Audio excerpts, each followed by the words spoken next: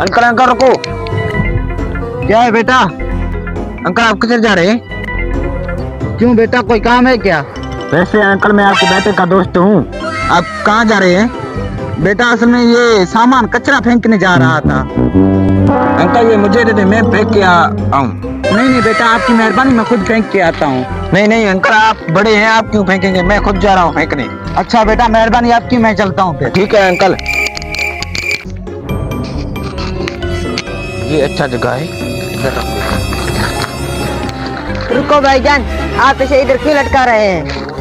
ये एक राज है, आपको नहीं पता चलेगा इस राज का। मुझे भी बताओ। ये एक राज है, ये जादू मैंने बनाया है अपने बीवी को मारने के लिए।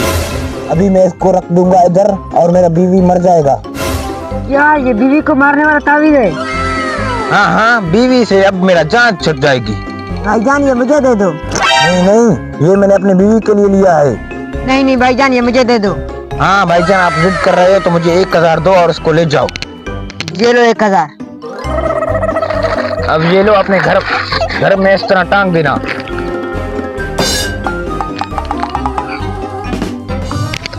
ये देखो मैंने क्या लाया है।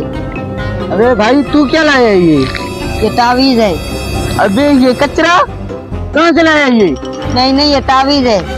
नहीं है तावीज मावीज। कौन सी तावीज है, किस चीज का है? मैंने एक लड़के से लिया है। क्या?